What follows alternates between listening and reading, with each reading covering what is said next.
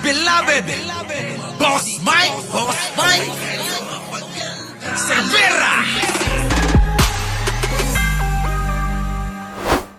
Grabe ito mga kababayan ko. Ito hong batikos ni Amy Marcos kay Pangulong Bongbong Marcos. Biruin nyo mga kababayan ko. Biruin ninyo. Lintik Kung kapag ka bumabanat siya kay Pangulong Bongbong Marcos, wala siyang naririnig na ganti kung ano-ano yung sinasabi. Ngayon ho, natanong lang ho si Pangulong Bongbong Marcos sa Kapihan, Kapihan Presscon, diyan po sa Japan. Mga kababayan para lang sabihin niya na, bago ka bumoto, para sa akin, bago ka bumoto, kailangan present ka sa Senado. Kung mahalaga sa iyo yung pagboto mo, pumasok ka. Mga kababayan ko, nasaktan ng husto yung baba niya. Grabe si Amy, mga kababayan ko. Sensitive pala yung baba niya.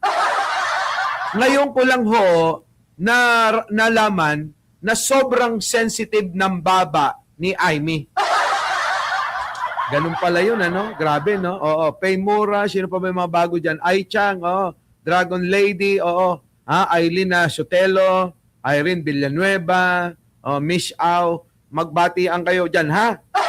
Eto na, pasok! Inakusahan naman ni Senador Amy Marcos ang administrasyon ng pakikialam sa usapin ng Senado matapos pong magsalita si Pangulong Bongbong Marcos hinggil huyan sa kontrobersyal na panukalang online voting para sa mga senador. Ayon pa sa senadora, malinaw na meddling ang ginawa ng Pangulo nang tutulan nito ang mungkahing amyendahan ng rules ng Senado. Kita nyo mga kababayan ko, Denver Paran,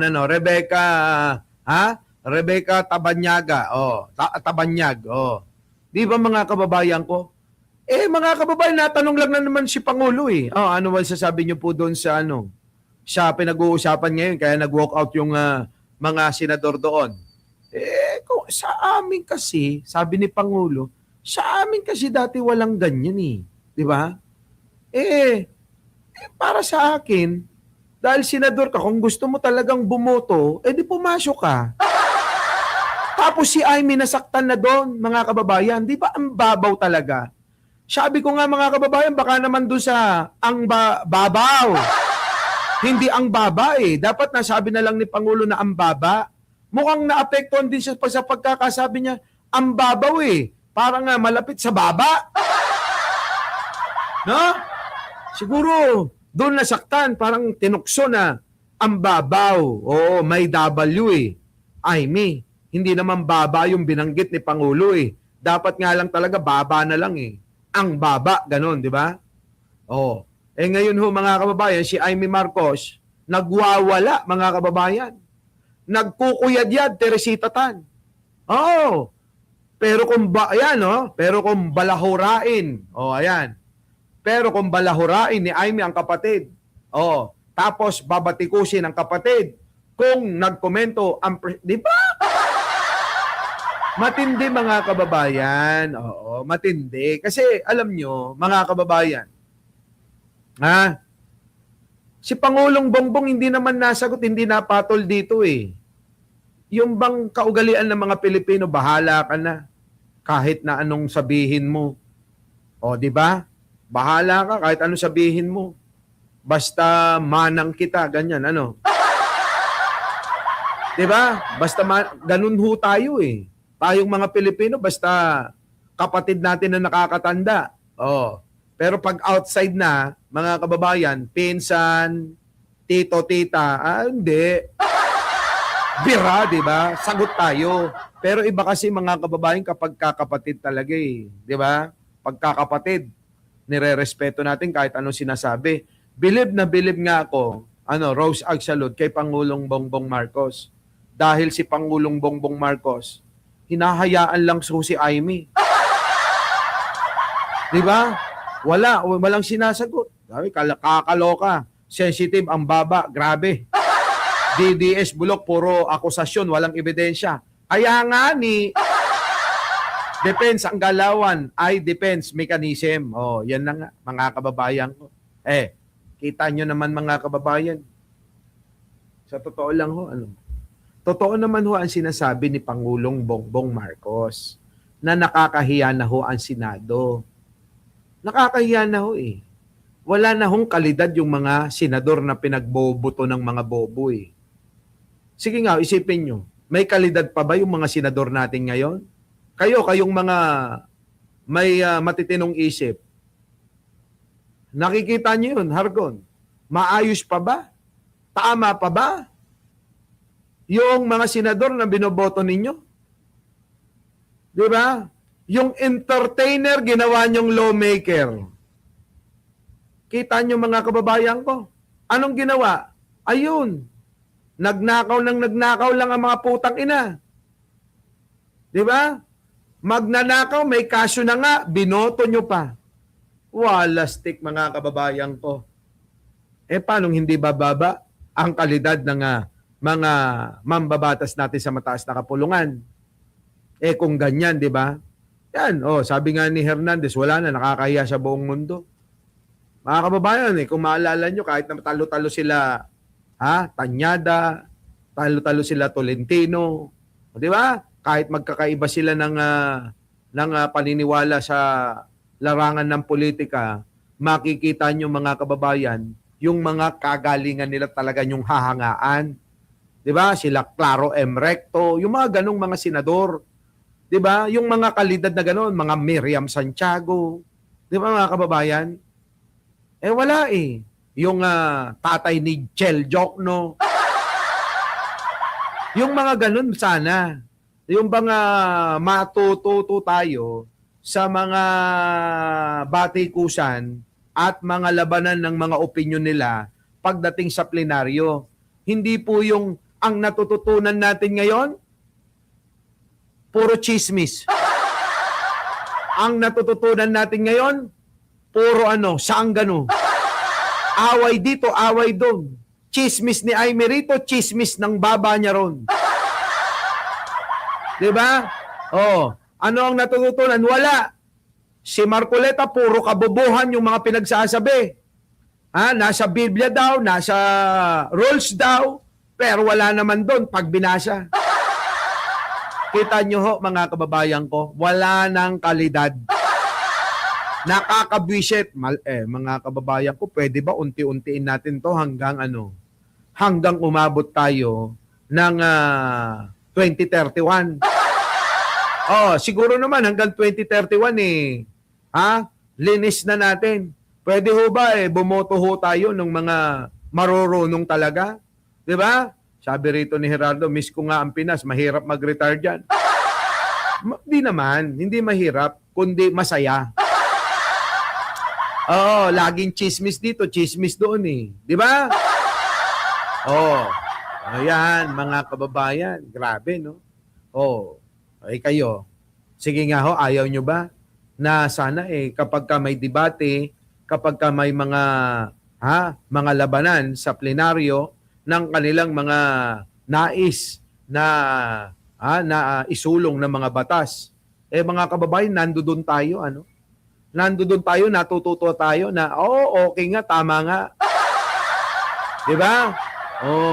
Sabi ni Denver, Boss Mike, bilib ako kay Marcoleta. Pwede niyang pagsabayin, naka-smile at Iisa lang kasi yun eh. Di ba? Ganon, mga kababayan ko. Kaya ho si Aimee, kita nyo. Higit pa ng nasabing senador, ang naturang pahayag ay clear incursions in the constitutional boundaries sa pagitan po naman ng Hekutibo at lehislatura dahil tila layunin pong pahinain ang Senado upang maging rubber stamp ng administrasyon. Kita nyo kung ano-ano sinasabi niya na kay Pangulo. Hindi na kayo nasanay kay Aimee. Lahat na lang big deal sa kanya. Lahat na lang nang gawin ng Pangulo, issue sa kanya.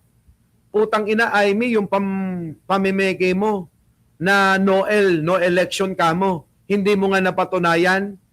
Di ba? Di ka pa nahihiya sa baba mo?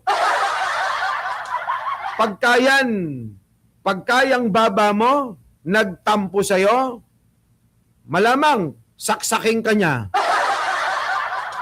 Ano? Manang Amy, maniwala ka. Sa ginagawa mong yan, ultimo yung baba mo, magtatampo na sa'yo. At pag nagtampo yan sa'yo, kusa ka ng babagsulin yan. Diba? Oh, sabi tuloy ni Jessie, sabi rito ni Jessie Macy, ano sabi? Boss Mike, bakit lagi naka-chin up si Amy? Baka madisgrasya niya yung kanyang sarili. Yun. Kaya laging nakaganon yun. Oo, ingat na ingat yun eh. Baka kasi madisgrasya niya yung sarili niya eh. Ayop na yan. Yan ho Yan ho, si Amy Marcos, binanatan si Pangulong Bongbong. Eto naman ang balik natin. Mga kababayan ko, wag nating kalimutan itong impeachment trial. Ngayon ho mga kababayan, nanganganib ho si Sara Duterte dahil nga po mga kababayan, 25 ang nag-volunteer na mga magiging witness labang kay Sara Duterte. Speaking of Sara Duterte, hanggang ngayon hindi pa umuuwi. Bakit? Kita nyo mga kababayan ko, sarap buhay ng putang inang yun, ano? Speaking of putang inang yun, kaya pala gusto akong ipapatay dahil daw sa pagmumura ko sa kanila. Tinanong ko bakit ba gusto akong banatan nila? Mura ka daw ng mura putang ina nyo pala Sino ba nag-umpisang nagmura? Yan ang sinasabi ko sa inyo, kapag ka mga Duterte, pag sila nagmura, pinapalakpakan nyo pa. Ngayon, at may nagmumura sa kanila, masama na. Di ba mga kababayan, ito ang problema sa kanila Ito ang problema. Kapag ka sila, okay na, magmura. Kapag ka tayo na magmura, masama na. Mga hindot kayo, mga turotot kayo, at mga hinampil kayo, mga putang ina nyo. Diba? Kayo ang nagpauso ng pagmumura.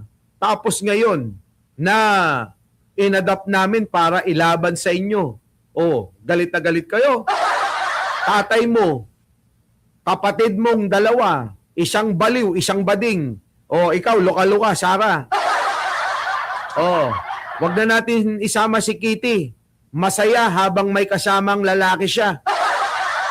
Panay ang date okay na yun, wag na nating isama. Di ba? Puro kayo mura ng mura. Tapos ngayon kami ang magmura, papapatay nyo kami. Ganun papapatay. Number 1, Mike Cervera. Bakit? Mura ng mura daw. Minumura si Digong. Pinitik ko pa raw yung itlog ni Digong na karton. Nasaktan sila ron, mga kababayan. Pinitik ko lang naman karton yon. Diba? Nung si Digong nagmumura, tuwang-tuwa sila. Yan na nga. Gerardo, alam mo na, dyan ako sa Amerika magtatago.